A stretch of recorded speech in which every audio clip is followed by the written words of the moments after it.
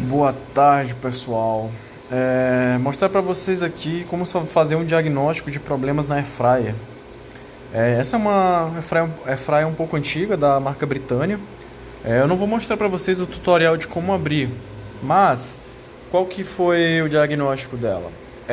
Fazia um barulho ao ligar, mas eu percebia que ela esquentava. Então, quando ela esquenta, quer dizer que a resistência está boa.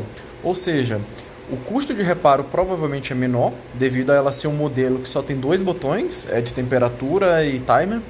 Então, se sua airfryer não for digital, o conserto é bem mais simples.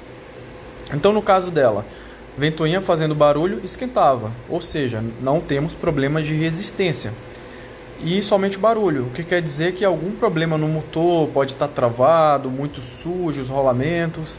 E no caso dessa daqui eu desmontei e joguei um pouco de WD-40 no motor.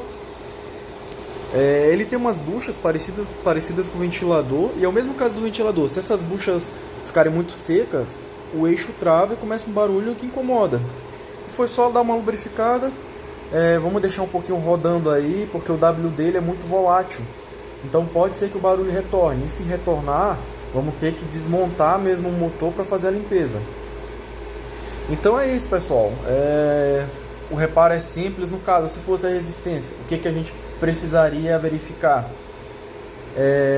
Os conectores aqui, não sei se o meu celular está carregando, mas aqui, os conectores da resistência, a gente deveria verificar para ver se não está oxidado, se está chegando tensão. E é isso, pessoal. Aí, se for a resistência queimada, ter que trocar, talvez não compense, eu não sei o preço de mercado. Mas fica a dica, se ela estiver esquentando, top, o problema é pequeno. Se ela não estiver esquentando, vamos verificar cabo, os cabos eles entram aqui por baixo. Vou pegar um multímetro, verificar se tem tensão, depois aqui na própria resistência, fazer a medição da resistência, ver se está tendo um valor adequado, ver se está chegando tensão aqui nos terminais, ver se não tem oxidação. Esses modelos são bem tranquilos. E depois a gente pode partir também para o controle de temperatura, verificar os terminais.